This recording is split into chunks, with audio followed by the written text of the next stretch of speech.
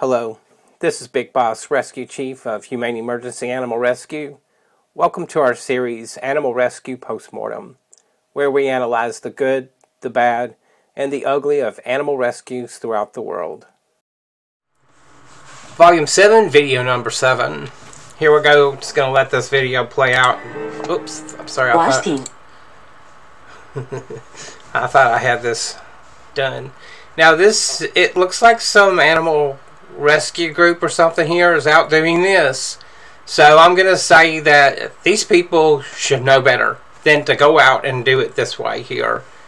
They are putting themselves or their volunteers at risk either by ignorance or omission or ego. I don't know exactly what. I don't know if they're not properly trained, if they're properly trained in ignoring it, or if they're not properly trained and equipped. I mean, they've got a throw net. You see that here? Let me go back for just a moment. They've got a throw net there with a hoop on it. Okay, that can be effective. But I've had better use just using a regular net with a handle on it out in the field. However, those things can be pretty useful.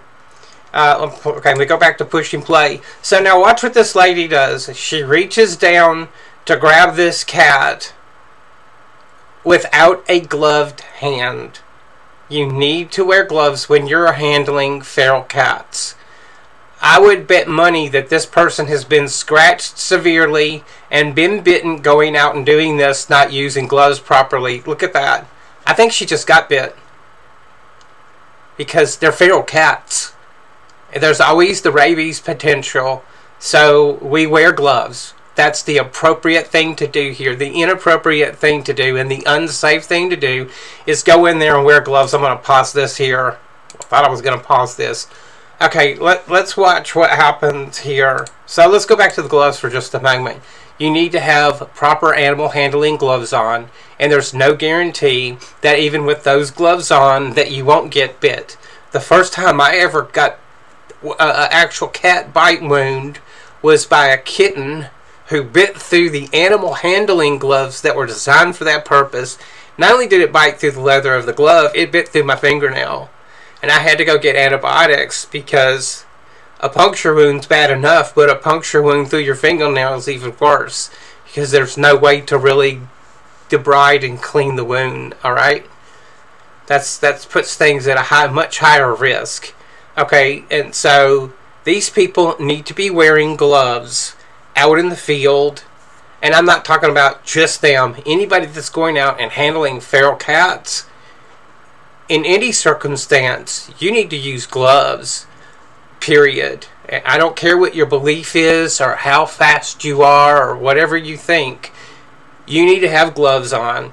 Not only that, it puts this looks like this is a Hope for Paws video. If this is them actually doing this, Hope for Paws, your organization is at serious risk, financial risk, for being sued for not properly training and equipping people to go out and do this. You need to think of the legal liability that could come to you.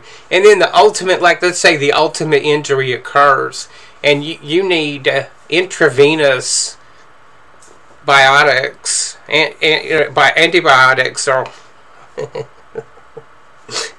you need intravenous medications to take care of a systemic infection that could end up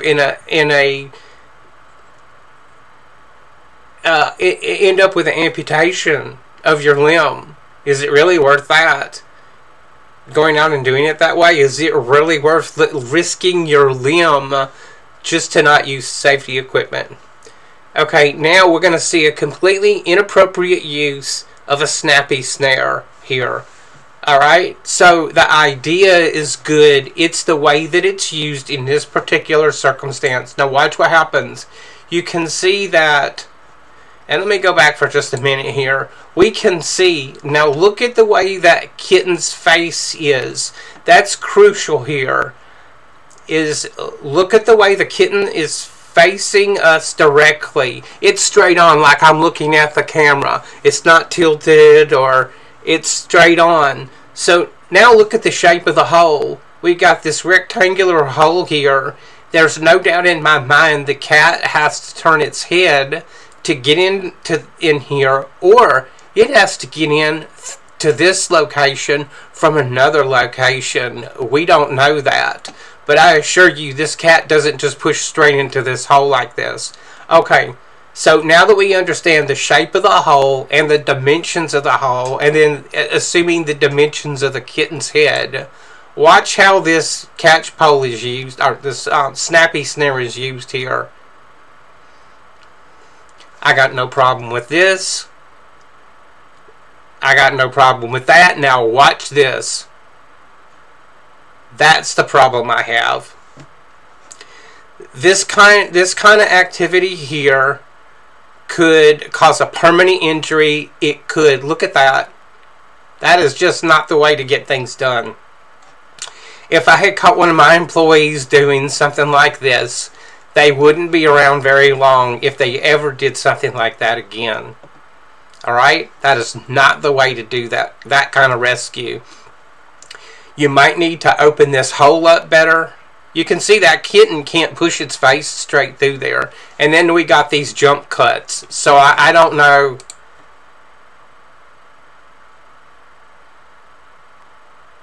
It couldn't push its face through. Watch that.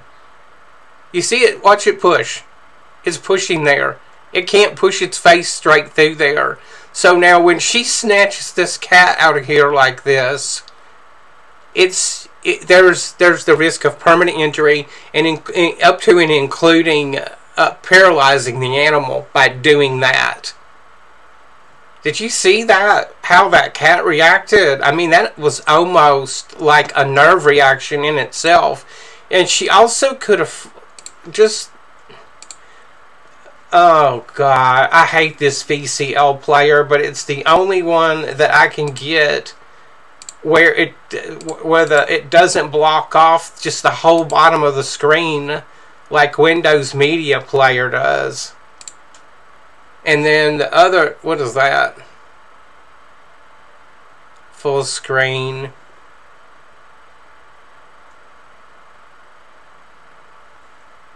What does that do? Okay, now I do like that feature, but the problem is I can't change the speed on this. The problem is the way she gets it and pulls it out. And I'm going to try and pause it here at the right moment.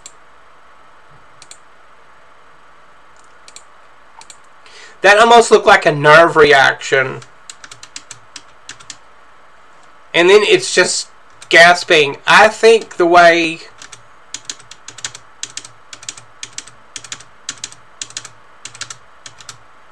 Yeah, this lady, you need to be wearing gloves, says me. You can see where this snappy snare has caught the cat, and it's around the ribs. So not only could she have paralyzed it, she could have fractured ribs pulling it out the way that she pulled that out of there. Hey, Hope for Paws, do a better job of training your staff or volunteers, whoever's going out and doing that, and then teach them how to use gloves. They need to be using gloves. And if they can't catch a cat like this wearing gloves, then they have no business being out in the field. Simple as that. Alright, so what else is in this video here? I don't know. We're just about to see what else is on here. So it couldn't just pull its way out of there. Or push its way out, I should say. And it was edited so we couldn't see that. Now that cat wants to turn around and bite her. Which is what they're going to do. That's one of the things that cats do when they're in there. Alright, I don't know how much left to add to this. Hope for Paws, you need to do a better job. And if you don't like me saying this to you, then don't put your videos up on the internet, because I'm going to get after you if you're doing stupid crap like this, because that's how I see this. And I wouldn't have any employee around very long at all. If I saw them do this once, I'd be on their ass. The next time, they'd be fired. Alright? So, volunteer or not volunteer.